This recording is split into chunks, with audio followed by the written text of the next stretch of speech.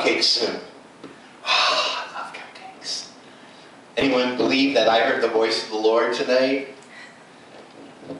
What do you think? Think there'll be cupcakes soon? Mm-hmm. You think? Yeah, I do too.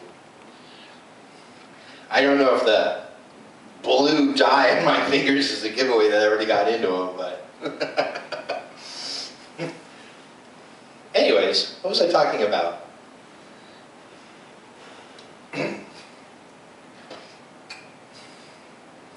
If we believe God is telling us to do something, should we do what Gideon did and set up a trap for God to prove we heard from Him?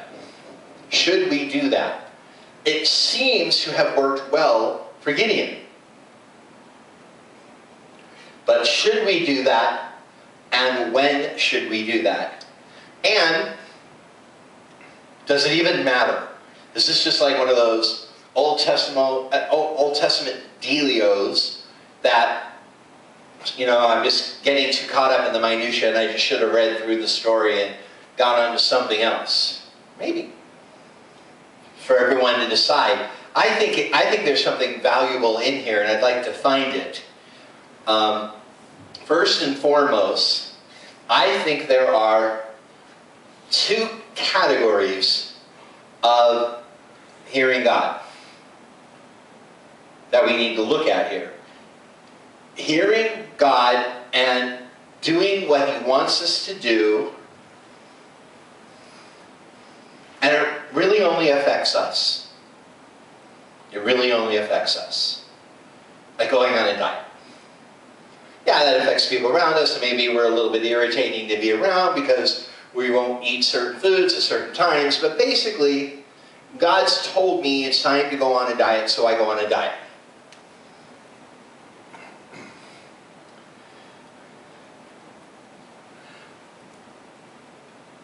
The other is doing something that radically affects other people.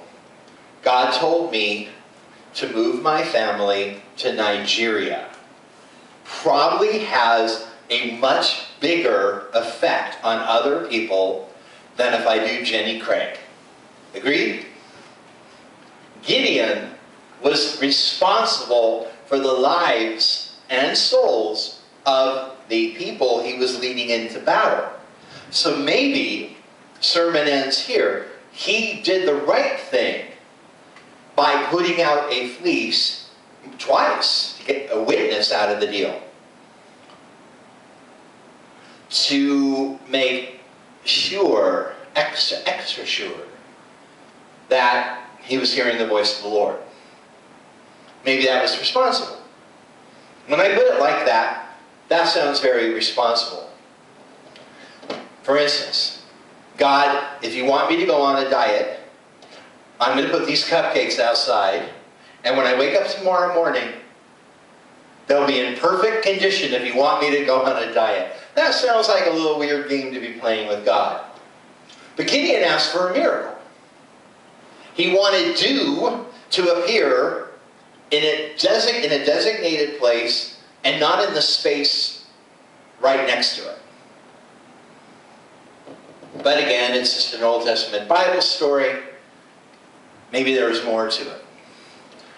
I think, first and foremost, erring on the side of caution, even if it reveals a lack of faith, when it involves the physical safety and spiritual protection of others, is wise. So whether or not Gideon was showing a lapse in faith of some sort, it was driven by his sense of responsibility for the care and welfare of others. So I will sleep tonight confident that no matter how many people preach against fleecing, because Gideon had already heard the voice of the Lord, I'm going to go to bed tonight and say, he was just making extra sure that he didn't have a bad burrito that day and was hallucinating. And I feel good about it. That would be someone I would trust. someone else will say, I want a spiritual leader that hears the voice of God and just does it. Well, as a spiritual leader, it's a good thing I've never made any mistakes in my life. It's a good thing.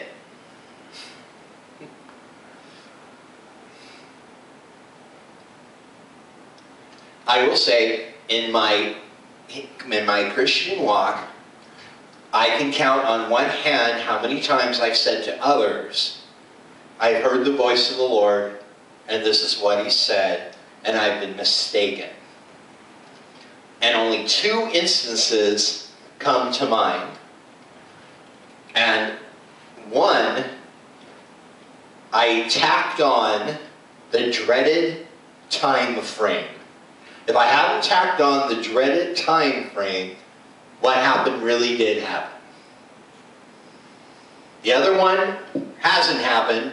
It's been a long time, and I tacked on the dreaded time frame.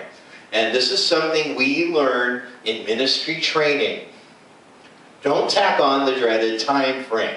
Because the minute you say, this is going to happen by this date, and it doesn't, you're a whack job.